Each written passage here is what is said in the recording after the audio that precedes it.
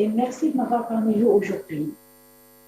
Suite à la pandémie du Covid-19, le Programme des Nations Unies pour le développement, le PNUD tout court, a sonné la sonnette d'alarme sur la régression de certains niveaux de privation, comme par exemple l'accès à l'éducation, qui affectent et affecteront la vie des personnes et des ménages dans leur quotidien et qui rappellent les niveaux des années 80.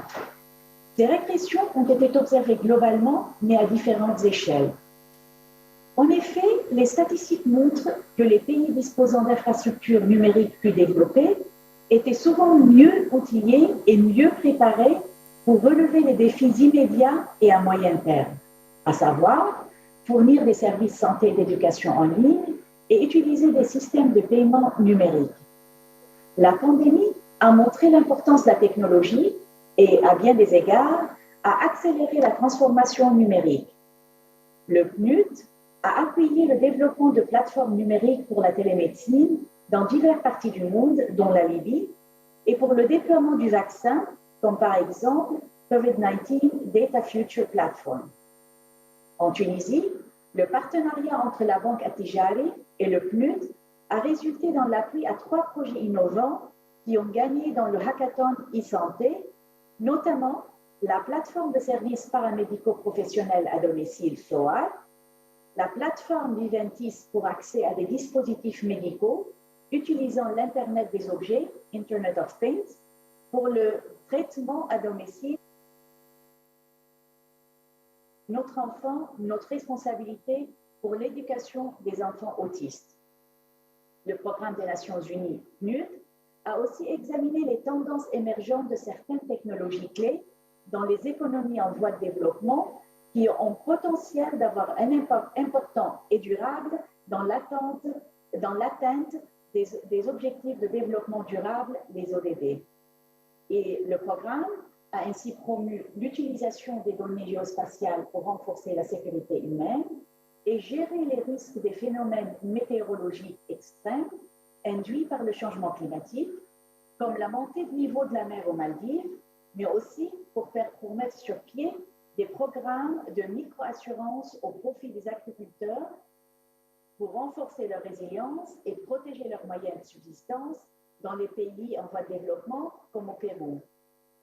Le PNUD a appuyé des mécanismes innovants dans le domaine de la technologie financière aussi, dont le déploiement de crypto-monnaies dénommées Seedlcoin au Liban. Un cèdre est planté pour chaque pièce de monnaie achetée. Les arbres spécifiques sont consignés dans un registre en utilisant la technologie blockchain, contribuant ainsi à l'inclusion financière, mais à la protection des forêts et de l'environnement au Liban.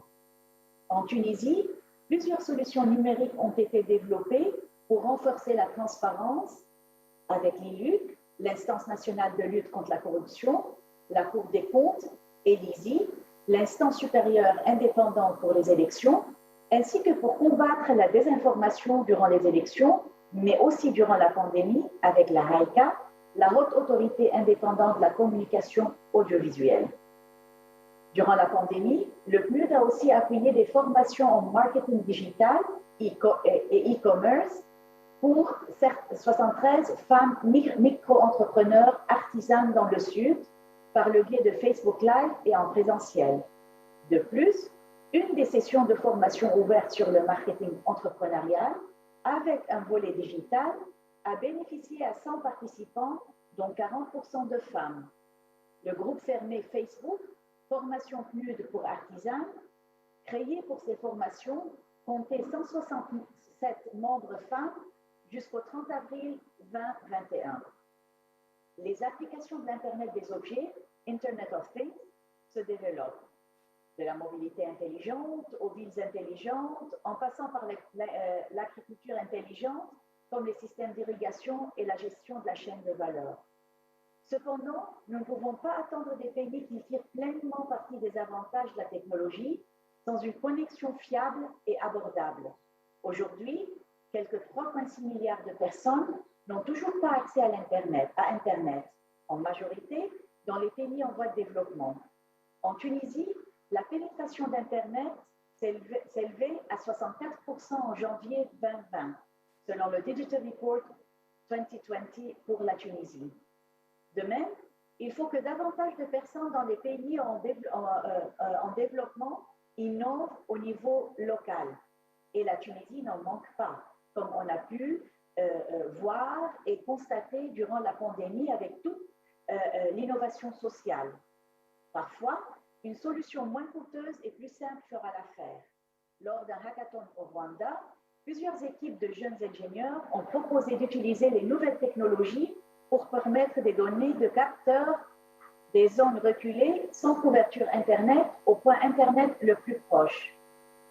Ces solutions pour promouvoir l'énergie propre seront appuyées ou sont appuyées par le PNUD et contribuent à un modèle de développement plus vert et plus équitable et plus durable en fait. Les entreprises privées peuvent jouer un rôle déterminant en apportant leurs concours aux initiatives locales, étant donné les vastes ressources humaines et autres, mais aussi l'influence dont elles disposent dans la société. Pour que ces effets sur le développement soient durables, les risques associés à la digitalisation doivent être maîtrisés, notamment la fracture et l'inclusion numérique. Le PNUD a lancé une étude sur la fracture et l'inclusion numérique en Tunisie afin de ne laisser personne pour compte, leave no one behind. Avec ces quelques réflexions, je vous laisse en espérant qu'elles soient utiles pour vos délibérations et votre discussion. Merci et bonne continuation.